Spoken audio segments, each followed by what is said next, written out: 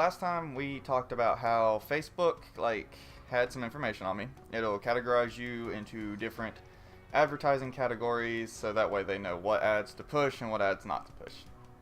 So I figured the best follow-up to this would be, how do the advertisers and the companies and Facebook get this information so that they can categorize you?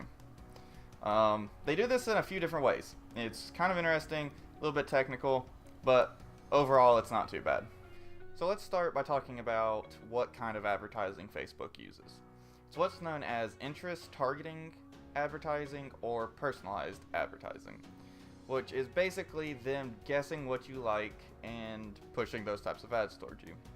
But for the sake of being thorough, let's look at what Facebook actually has to say about the matter. Online interest-based advertising means deciding which ads you might like to see based on your activity on websites and apps off of Facebook. Your activity on websites and apps off of Facebook that use Facebook services and technologies can help us learn about which ads you might be interested in. Okay, so basically that means Facebook is tracking what you're doing on and off of Facebook. They base their ads on some different categories of you, basically your demographics, what your age is, your ethnicity, your gender, where you live, what kind of device you use, these types of similar things that most internet-based applications use to track the information about their users. Some of the other interesting things is it does track what you interact with on your news feed, placing higher priority on comments and shares versus likes. But believe it or not, they actually do base some of your ads on what your friends use. That's an interesting thing to remember, and a big reason why most people see similar ads to what their friends are seeing is because it knows that you all are connected through that friendship thing. And then Google does something very similar. So if you have a Gmail account and your friend has a Gmail account and those are hooked up in any way on any of Google's platforms, it's just going to cause even more issues with you all seeing similar ads. But interestingly, Facebook uses Google AdSense as part of their advertising platform. So because of that, you can see just all of these things are linked together. And you're connected with your friends who are connected with their friends. And to some extent, we're all connected together through this web of ads. At this point, you might be wondering, how does Facebook actually get this information about you? And how do these advertising companies get this information, right? Well, obviously they buy it from Facebook. No, they don't. Facebook doesn't sell any of your personal information, despite popular belief. And that's because they want to keep your personal information to themselves, so that way they can continue to promote ads for advertising companies. Because if they sold your information to the advertising company, that company would no longer need Facebook to advertise to you. What they do sell is access to you. What they do is they will get into a partnership with an advertising company, and the advertisers will say, hey, I want these type of people to see my ads. Facebook will take the money, and then they will go through their database of user information, find people who match those demographics that the advertisers are looking for, and then push those ads to those people. So they don't sell your information, they just use it to make money. Slightly less questionable. So Facebook gets your information through a lot of different means. Most of it is you knowingly or unknowingly giving them information about yourself. Such as when you sign up for Facebook, you're giving them a decent chunk of you right there, because you're giving them your name, your address, all those that basic info things, along with your email, which is an important factor because your email's typically linked up to most things you use on the internet. So with that connection being made, they actually can pull some information from you. And then as we were saying, like comments, likes, shares, posts you make, those types of things all play a factor and are stored within Facebook. That's why you can always go back and see these things.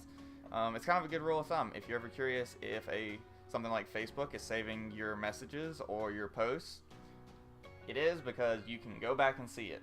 It has to be stored somewhere. Every time you open up Messenger, you can go back and scroll through lots of conversations. Those aren't stored on your local drive, so they are stored somewhere. Now, companies will actually send Facebook their email lists, and Facebook will see if any of the emails on that emailing list will match up to any of their Facebook users. And that's another way that the companies can kind of push ads towards you through Facebook is if your address matches up to something you've given to someone else. So if you have a Facebook account with an email address and that email address has been given to someone else, it's very possible those two entities have communicated and have, at least in some form know that, you use both of these. But understand that companies never know your name or anything like that when they start pulling stuff like this.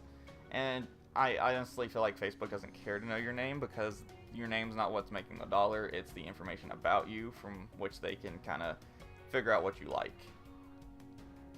So, the interesting thing, and this is the one that I think a lot of people are really interested in, is Facebook tracking you off of Facebook.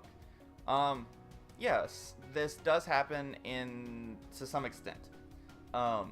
Basically, if you have ever seen or used that little feature on any website or application where it's like sign in with Facebook, Facebook can track that.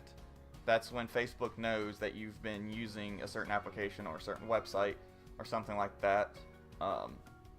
And the way that works is through what's called Facebook Pixel.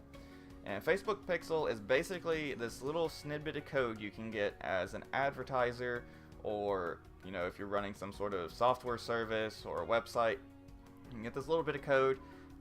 You can put it in your project of whatever means that might be, and from there, Pixel will actually, you can set up different kinds of pixels. I haven't used it, so I don't know exactly how that process works. But you can set up the different kind of pixels to track certain information about people reacting to your ads or where traffic's coming from.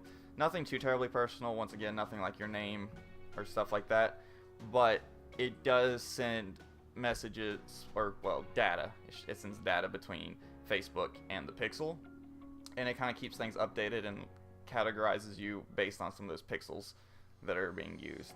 It's a really interesting piece of technology that I wasn't aware of before making this video. I'm going to continue to look into it because it's very interesting. It reminds me of like a cookie system specifically for Facebook and its partners. So that's really the basics of how Facebook ads find your information and push ads towards you based on the categories they gather from this information. Obviously, if you wanted to get more technical, this would go way deeper. But on the surface level, that's basically what they're doing, is looking at, your real general information and then stuff you like and interact with on Facebook, as well as what apps you're using off of Facebook if they're connected with Facebook. Like I said, they're not selling your data, they're selling access to you. They're holding the data as kind of the monetary value. It's a service, it's not a product kind of thing. From there, we talked about, Pixel, which is really interesting. I like it. Gonna learn more about that. But one last little factoid I wanted to throw out, because you may be wondering, or you may not be wondering. I didn't wonder. I just found out. Instagram uses the exact same platform as Facebook. Because of that, everything we've said in this video, minus the Facebook Pixel, applies to Instagram. And the Pixel applies halfway because you can sign in to Instagram from Facebook. So for some of you, that does apply. But I hope this was a little bit informative, a little bit entertaining, a little bit something. Thank you all for watching. Thank you all for spending your time here. I will see you all in the next video. If you have any questions, leave them down below. And if you have any suggestions for anything you want me to make videos on, you can leave those as well. Till next time.